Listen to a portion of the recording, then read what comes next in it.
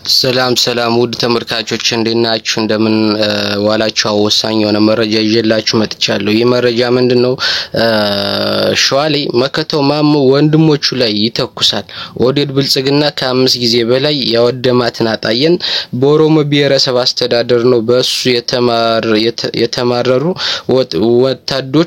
ወታደሮች በአገዛዙ እጅ እየሰጡ ነው። የሸዋ አማራ መከተው ማሞን በቀህ ብሎ ከወንድሞቹ አንድ ካላደረገ ሸዋ ከዚህ በላይ አንገት መድፋቱ አይቀርም ማለት ነው።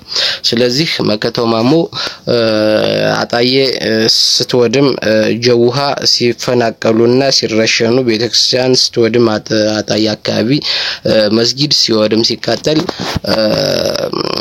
መከተው በፋኖነት አልነበረም። የሸዋ ሮቢቶች አካባቢ ወጣቶች ግን በፋኖ በአጣዬ መቃጠል በጀውሃ መገፋትና መቃጠል መውደም ወደኛ የሚመጣሉ በሚል እንግዲህ ቀዳሚ ናቸው በአማራ ፋኖ ትግል ውስጥ የመጀመሪያውን በስፋት ለ3 ወር ስልጠና ወስደው በኮማንዶ ደረጃም በመሰረታዊ ወታደርም ስልጠና ወስደው እንግዲህ ተዘጋጅተው ባል ያላቸው ታጥቀው ስለዚህ ከ300 በላይ ሰራዊት አስመርቀው የነበራቸው 10 ምናምን ክላሽ ነበር የነበራቸው 2 ብሬን አንድ ስናይፐር ነበር 300 ምናምን ሆኖ ሰልጥነው በ2012 ያኔ ተመርቀው የነበራቸው 2 መትረጊስና አንድ ስናይፐር ነበር የነበራቸው 12 ነው 13 ክላሽ ነው የነበራቸው።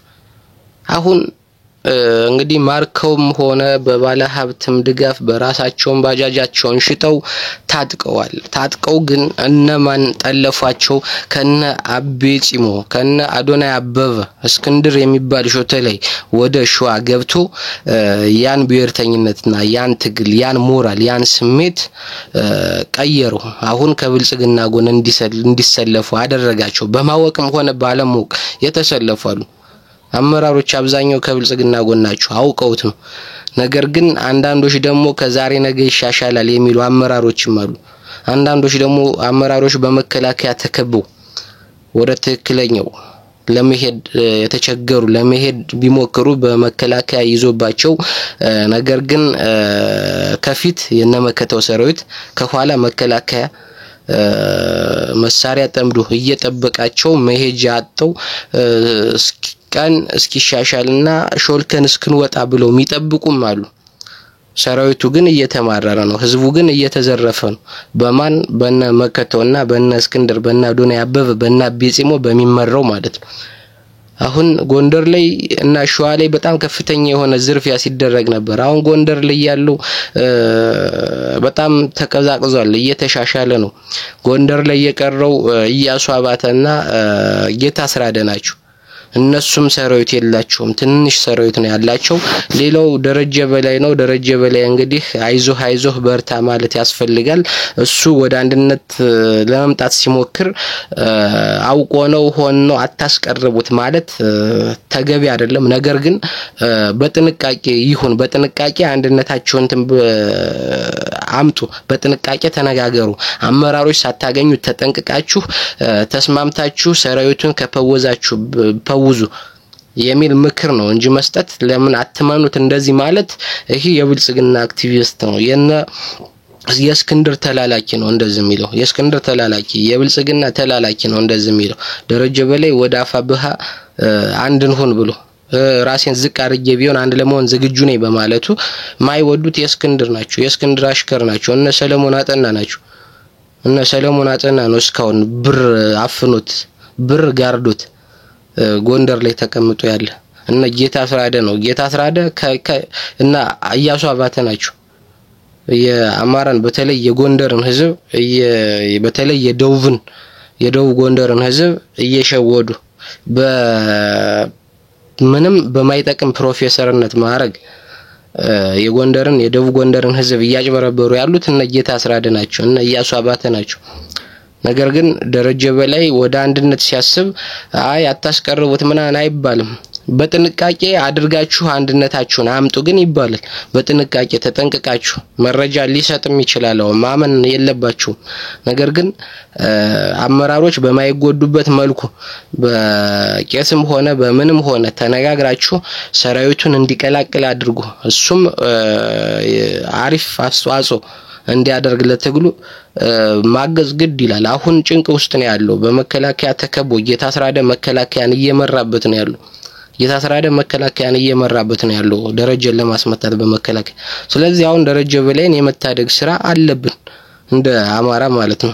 ምክንያቱም ስለ ደረጃ በላይ ትላንት ስለተናገረውና ስለ ደረጃ በላይ ሳይሆን ማሰብ ያለብን ከሱ ስር ስላሉት ንጹሃን ታጋዮች ንጹሃን አማራን ብለው ለአማራ ነጻነት ብለው ጫካ ለገቡት ወጣቶች ነው ማሰብ ያለብን ከደረጃ በላይ። ሌላው ከስለ ደረጃ በላይ ሳይሆን ከደረጃ በላይ አፋብሃን ቢቀላቀል የምናገኘውን ጥቅም ነው ማስቀደም ያለብን። ስለዚህ ከዚህ አንፃር ህዝቡ ሊደግፈው ይገባል። አሁን አፋብሃም ሊደግፈው ይገባል። አፋብሃ ተነጋግሮ ወደ አንድ ሊያመጣው ይገባል። ነገር ግን በጥንቃቄ መልኩ ነው። ጥንቃቄ ያስፈልጋል። ይህም መሆን አለበት።